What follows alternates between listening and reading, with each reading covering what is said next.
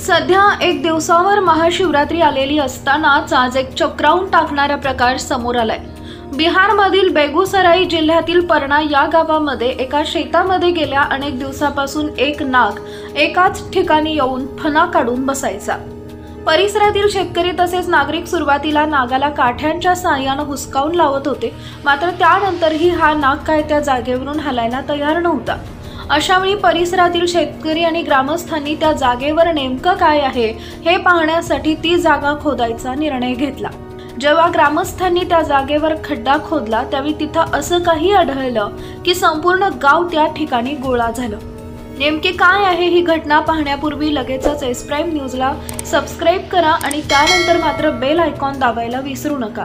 या परना गावातील शेतकरी तसेच नागरिकांना त्या शेतामध्ये गेल्या काही दिवसापासून एक काळा नाग फिरताना दिसून येत होता आणि तो शेतातल्या एका विशिष्ट जागेवर फणा काढून बसलेला असायचा।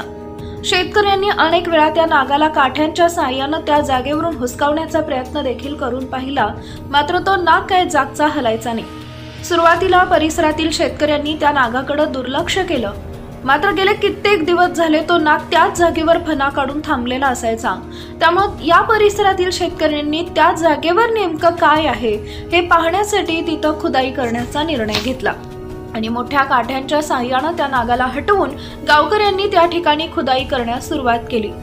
साधारण 4 ते 5 फूट ती जागा खोदल्यानंतर त्या ठिकाणी जे आढळलं ते पाहून गावकऱ्यांच्या पायाखालची जमीन सरकली, कारण त्या ठिकाणी एक शिवलिंग गावकऱ्यांना दिसून आलं। यानंतर या खोदकामादरम्यान शिवलिंग सापडल्याची बातमी गावात आणि आजूबाजूच्या गावांमध्ये देखील वाऱ्यासारखी पसरली आणि काही वेळातच त्या शेतामध्ये मोठी गर्दी जमली। मात्र शिवलिंग सापडल्यानंतर तो नाग मात्र त्याच जागेवरून गायब झालेला होता। त्यानंतर मात्र या ठिकाणी भाविक या शिवलिंगाची पूजा करून त्यावर दुग्धाभिषेक करून त्याची पूजा करू लागले।